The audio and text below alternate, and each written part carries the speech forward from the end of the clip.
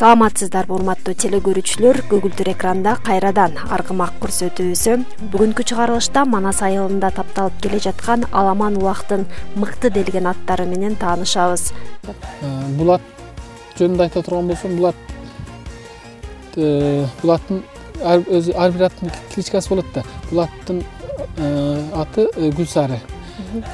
Жашы 4 жашта, 4 асый. Анан Аламан улактарга чабылат. Жанагындай 5 чапмайга, 5 атчан улакка чабылат. Көкбөргө да чабылат, Демек көкбөргө чабылса бунун ылдамдыгы дагы жакшы болсо керек. Ылдамдыгы жакшы, аябай жакшы жүгүрөт. Жанагындай топко да жакшы кирет, жакшы барат. Кайсы функцияны аткарат көкбөрдө? Көкбөрдө бул ортодон алат го, ошого жакшы да. Бул бою да бийик эмес, жерден алганга ыңгайлуу, ыңгайлуу. Ошол жакшы, жерден алганга ыңгайлуу. Анан дагы жүгүргөнү да жакшы, тез. Гүлүк, Гүлүк жылкы. Пародасы жана Карабайыр. Өзүбүздүн эле Карабайыр, Алайдан келген ат.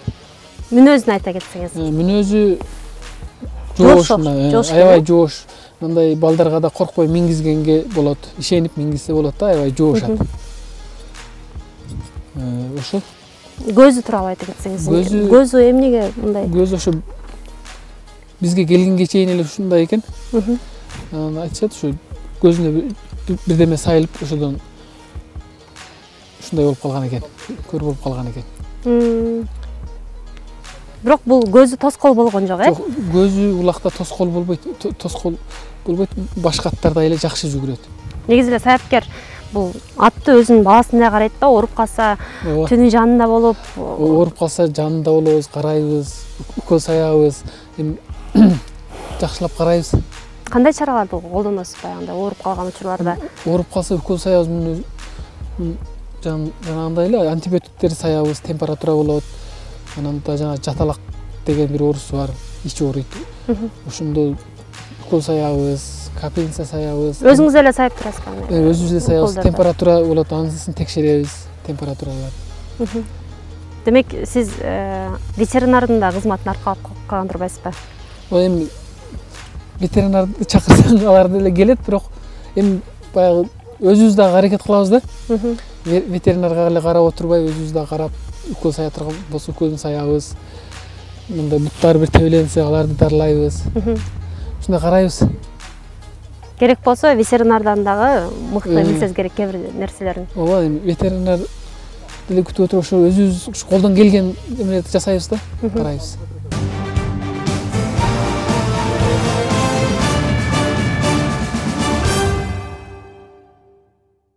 Бул негизи эле Аламан улакка кандай аттарды тапташ керек? Мисалы, алгач эле багындай тандап жатканда биринчи сырткы көрүнүшүн көрүп, анын мүнөзүн аныктап, анан ушу жоон путу болсо, немесин палвандыгына, эми Аламан улакка палван аттар керек да, өтө. Мындай галага туруштуулугу керек. Өзү путу колун карап, ар жогун карап туруп аласың да, анын жайы. Анан азыркы 5 чапмайга ондай калың аттарын эметпейт азыр. Ушкаяк аттар керек азыр. Мисалы, мурун биздин Кыргызстанда, деги кыргыз жергесинде баягындай Карабайыр аттар көбүнчө ошо Карабайыр аттар болсо эле азыр чет өлкөдөн көптөгөн аттар келип атат. Анан мурункуга салыштырмалуу баягындай чет элдин аттары басымдуу болуп кетти. Биздин өзүбүздүн Карабайыр аттарыбыз акырындан жоголуп бараткандай. Эми биздин Карабайыр аттар бул немеге чыдамдуу болот да. Өзүбүздүн жерибизге, немесибизге чыдамдуу болот. Азыркы эми талаадан келген аттардын баары эле жаңы каны таза деп келип атат, бирок каны таза болгону менен бир жол булар жаңгыдай дарыга, немелерге үйлөнүп калган аттар болот экен да бир жолу. Анан биздин аттар илгери дарыны билбейт элекпиз. Ошо касалдаса ham дарыны билбейт элек. Ошо аттар өзү ошого ылайыкташып, жердин шартына ылайыкташтырылган да. Азыр эми бүтүн Россия немелерден келип атпайбы аттар? Бүтүн дарыга үйрөнгөн аттар болот экен азыр.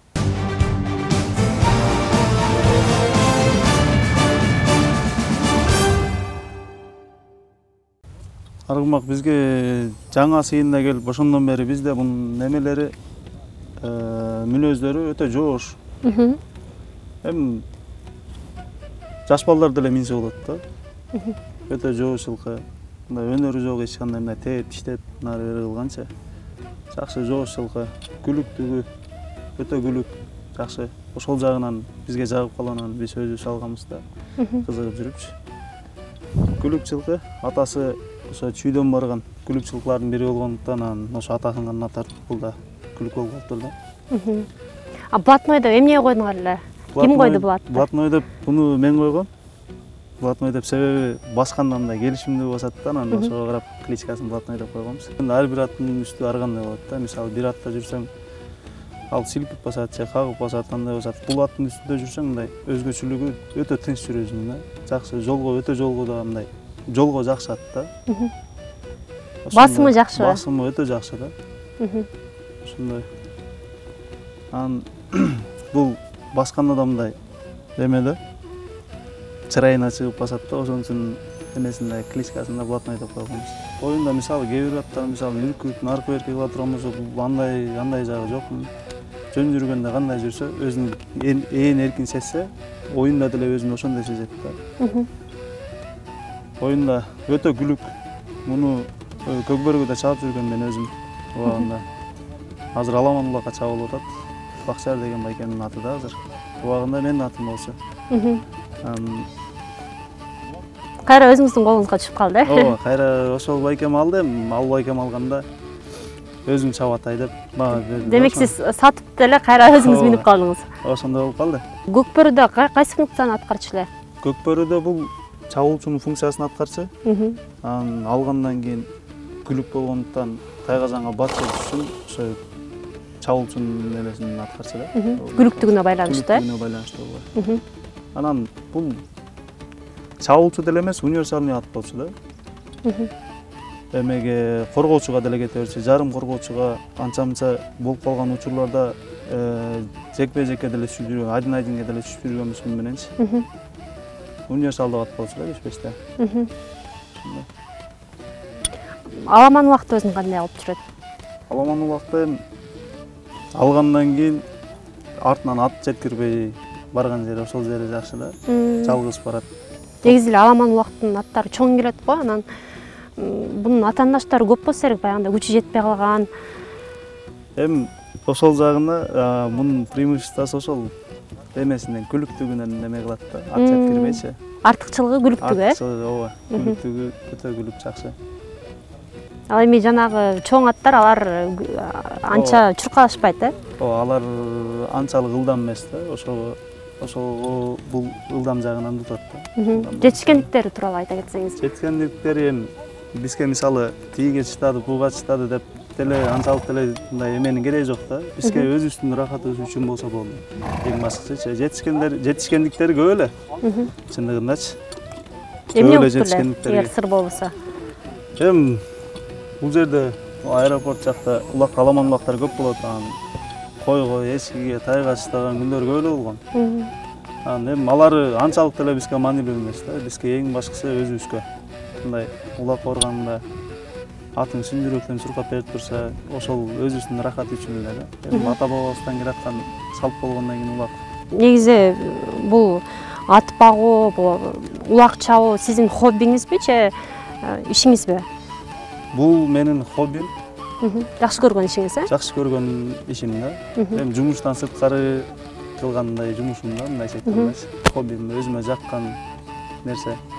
Ата бабаларыбыздан эми мен атам чапкан улакты мисалы улак тартып жүргөн да, ошондон балким ошондон мага келип калган да. Ошо. Атадан балага өттү, э? Атадан балага өттү да бизге. Айтып коет го, жылкы өтө акылдуу жаныбар депчи. Тили эле жок, болбосо атакындай сүйлөгөнүн бардыгын түшүнөт депчи. Ошондой, ошол туура эле айтылган. Жылкы негизи сүйлөсөң түшүнөт кадимкидей элечи, эми тили жок, жооп бере албайт ошол эле. Атак сүйлөсөң түшүнөт любой жылкы. Жылкы акылдуу жаныбарлардын бирине кирет да. Эмне деп сүйлөшөсүң, мисалы, оюндун алдында? Сүйлөшкөндө айтасың да кийин блатной бүгүн уят болбойлу, эң башкысы элге уят болбойлу. Жакшы чуркап бер деп эле ошентип эле сүйлөшөбүз. Баягындай оюнда жакшы оюн көрсөткөндөн кийин жеңгенден кийин мындай сезсе керек, баягындай өзү да сүйүнүп калса керек. Утулуп калганда кичине кайгыланып, ушундай учурлар болобу? Ал бул аттын мындайча айтканда маны дайыма 5 да. Басыгынан эле байкап турсаң болот, куйругун көтөрүп, башын көтөрүп тик кылып эле дайыма настроениясы жакшы да мунун. Жеңгенде деле ошондой байкап көрсөң, ошого төп келишип калат да басканычы. Ошонун артынан дагы бир сыйра мындай карап анан кийин блатной деп койгонбуз да атынычы. Аты ошон үчүн көп нерсеге эме да байланыштуу болгон.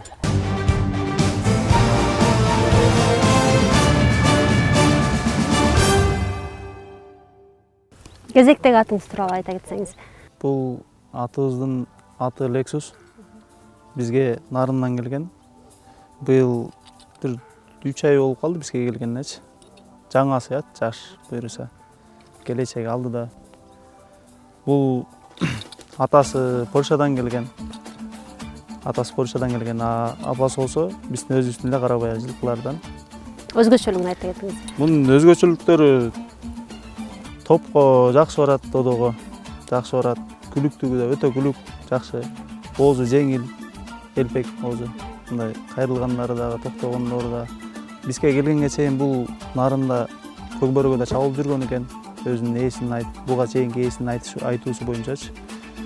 Көкбөрөгө да ойноп жүрүптүр. Тайгазанга да жакшы көнгөн экен, жылкы экен. Эми бизге жаңы келди, буюрса өнөрлөрүн эми көрөбүз. Эгер мурун Көкбөрөдө ойноп жүрсө, азыркы учурда Аламан улакка салайын деп жүрөсүңөр, Аламан улакка салдык, уже 2-3 жолу Аламан улакка салдык, жакшы буюрса. Кандай кылып жүрөт экен өзүнүн оюнда? Өзүнү мындай үркүбөйт, нетпейт, жакшы алып жүрөт экен өзүнү. Өтө мындай спокойно алып жүрөт экен да өзүнү. Жакшы экен. Демек көнгөн, ошондой бир. Ооба. Көнүп деле калыптыр да ужечи. Демек үйрөтүүдө эч кандай тоскоолдуктар болгон жок, Жок. Үйрөтүлгөн ат болчу. Үйрөтүлгөн ат болчу да, эми кээ бир жерлерде эме болбосо, атак үйрөтүлгөн ат экен да.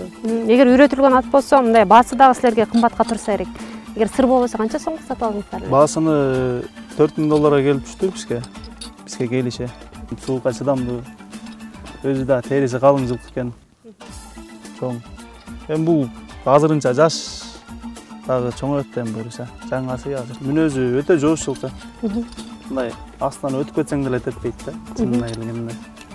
Теппейт, тиштебейт. Мындай кээ бирде мисалы чочун киши келип калса, кулагын жапырып коюшу мүмкүн, бирок жапырганын өзүндай тиштебейт да. Бул бизде бул өз жоош, бизге жаңы эле келди бул. Мен биринчи көргөндө ойлогом бул мындай чоң ат болуп, мындай жоош эмес го деп ойлогом, анан кийин 1-2 күндөн кийин эле көмүп кеттим буга, минип жоош экенин билип, анан өзүм минип суутуп баштадым деле. Үстүндөгү чабандызын мисалы атты мингенинде киши кандай экенин сезип коет дейт го, үзөңгү бутун тийгенде элечи. Ошого мен билбейм, экөөбүз бири-бирибизге келишип эле калганбыз, жакшы эле мамилебиз бири-бирибизге. Төп келет, Төп келишебиз ооба. Баягы оюн учурунда сизге дагы жардам берген учурлар болсо керек. Баягы улакты эңип кетип атканда балким кичине эме боло коюп, эңкейе коюп, анан сиз чапканда аттарга жеткирбей чаап кетип, ушундай бир жардам берген учурлары көп эле болсо керек, Бул эми жардам берген додого жакшы кирип берсе, жакшы чуркап берсе, ошол чоң жардам эле ошол го дейм менин оюмчачы. Бирок жакшы эле, Кудайга шүгүр, додого кирет. Жетчү жериңе жетесин. Элден артта кылбайт да, жакшы. Элдин астында эле кылып жүрөт, Кудайга шүгүр.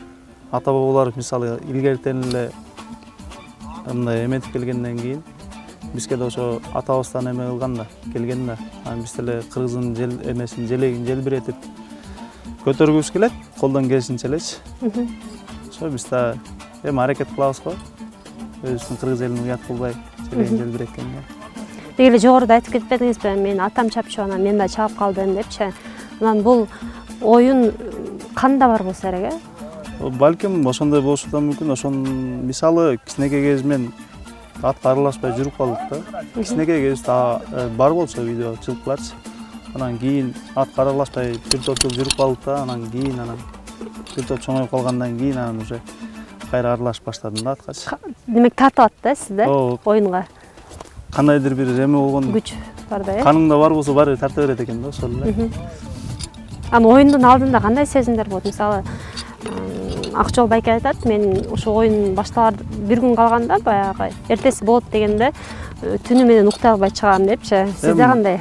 Ал көкбөрү сүйүүчүлөрдүн баарында эле болот го дейм ал нерсечи. Ол ошол нерсени күтүп, уйкуң жакшы болбой, эрте менен эрте туруп, атыңды барып жакшылап карап, ошол күнү даярдап, ошондой ал чын жүрөгүнөн кызыккан любой эле улакчынын сезими ошондой болуш керек деп ойлойм да, менин оюмчачы.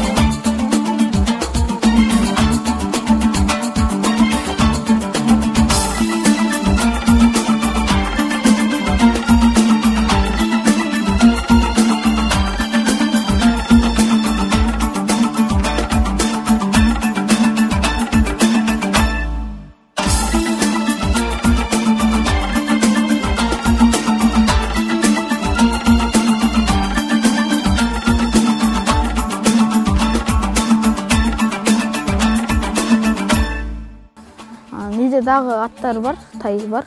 Ол менен көп эле жыгылдым, одан жаңыренчик. Көбүнчө эле атам тай алат, 1,5 жаш, 1 жаш тайдарды алып өзүм үйрөтөм да, атам алып келет, мен үйрөтүп, менен мал карайм ошол. Кийин келечекте өтө чоң улакчы болгум келет. Көп эле атка кызыгам да. Мындай аттарды көбүнчө эле телефондон, телевизордон улак көрүп, буну мындай кылат экен да, буну мындай кылып алат экен да, мындай кылса болбой калат экен деп ушинтип көрүп үйрөнөм. Көбүнчө эле достор менен улак ойноп жүрөм.